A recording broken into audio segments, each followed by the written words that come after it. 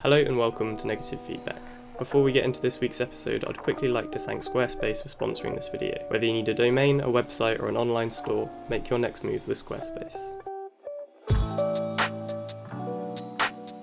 I set myself a goal at the beginning of the month to shoot a whole project in February, from the actual shooting to the designing and printing, which was a pretty tall order considering how busy I was at the beginning of the month, but I think it was a pretty good time constraint that kept me motivated to keep going. So I'd like to break down the process of how I did it into 4 different stages: the concept, shooting, designing, and printing.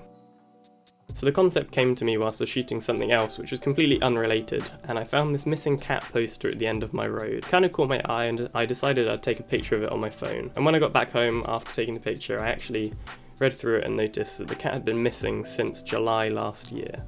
And this was like a pretty strange thing for me to notice. I would have presumed that this flimsy bit of paper would have been long gone if it had been up for that long. It kind of got me wondering what happened, and also just how it was still there. I told my mum about this because I thought it was pretty strange, and the next day when she went out to walk the dog, she actually found another missing cat, which was a completely different one, which really got me thinking about maybe something is going on here. Kind of, what if there was a cat napper in my local area? So from this point onwards, I kind of set out on just going out and exploring and seeing if there was anything else that I could find. After about a week, I managed to find 7 different cats, all in probably like a mile radius, that have gone missing, which were all in the last kind of 6 to 12 months. So it was at this point that I decided it was probably something worth shooting, that it kind of really interested me. I didn't know if it would be something cool to anyone else, but at least for myself, I wanted to shoot this. I came up with the idea of shooting in a certain style that would kind of replicate the old-fashioned press journalism or kind of a crime scene investigation photo, which pretty much meant gritty black and white with a flash. And how I decided to actually do this, I guess, brings us on to the next category, which was the shooting.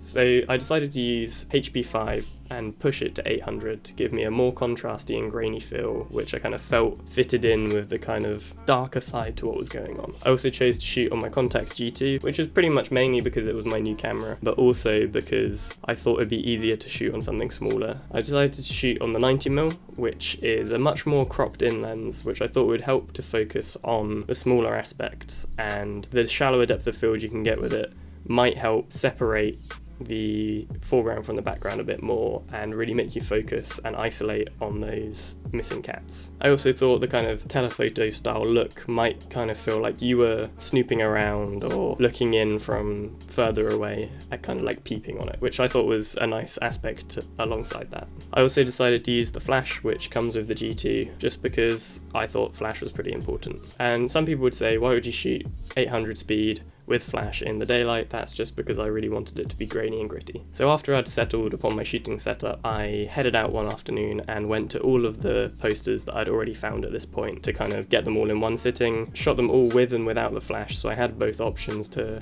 figure out what I thought would be better after I got the photos developed. Whilst I was shooting at one of the posters, I noticed a cat opposite me, looking through the window of the living room of the house by the sign. And I kind of felt like the cat was looking at me from his safety, worried about going outside. Kind of this story started building up in my head.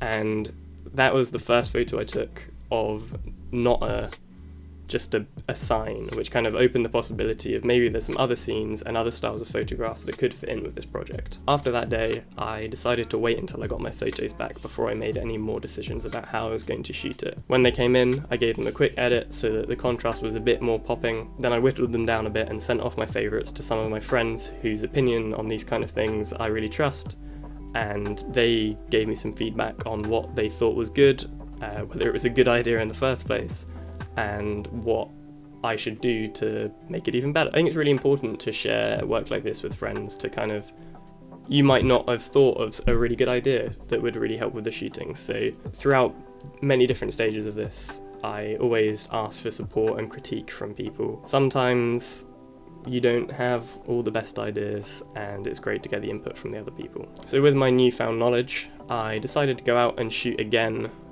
with a different lens and basically just keep looking for more and see if the different focal length brought out some different aspects to the photos, see if I could find more cats. Essentially was the, can I get more pairings for the posters of just cats in the wild, which I did manage to get.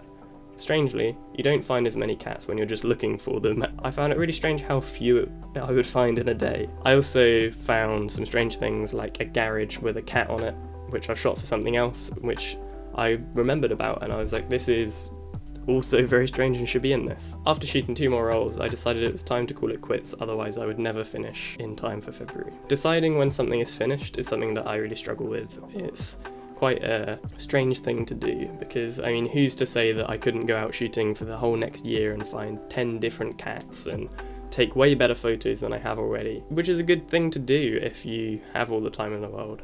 I'm shooting something else at the moment which probably won't be done for a few years. It's really fun to have something else which is faster pace on the side, which I did for this. That's something that boggles my mind, just something to think about maybe. So after this, it led on to the designing. I'm by no means a designer. I'm completely out of my depth when it comes to this, but the program that I used was Adobe InDesign. As far as I can tell, is the program to use. I don't really know how to work much of it. I've kind of grasped enough understanding to put things in order and do basic kind of design elements. So the first idea that I had for the book was to make the front cover look like a missing cat poster. Like, I mean, this kind of seems obvious now after thinking about it, but I don't know, I just thought it was a cool eye-grabbing kind of thing. It was this thing that I've been hunting for so long, and now for it to look like that is pretty cool. So I did this with some text on one of the images. It was pretty simple. I also decided that it would be really nice to feature a map of the area to show how concentrated all of this cat napping was. So that's the first thing you see after the front cover. After I put these 2 things into the document, I went through and tried to find in my images if there are any natural pairings for them to look good on a spread together, such as placing these 2 images together, a cat that's missing and the scene from which it's gone. Once I'd put all of the current images into the publication, I sent it round to my boardroom of friends again to get any of their input on what I should add, small changes to make, the ordering, and whether they liked it at all, I guess. Which led to some really good critique and some good little ideas. Like, one of the things I changed was adding a bit of grain to the map at the beginning to kind of make it fit in with the rest of the photos, which I think is a nice subtle difference. And then the last hurdle was to think about the accompanying text to go with it. I'm personally not a big fan of putting much text in publications. I like the reader to have to interpret what I'm trying to say with the photos. So I knew that I didn't want like captions for every photo, but I knew that there needed to be something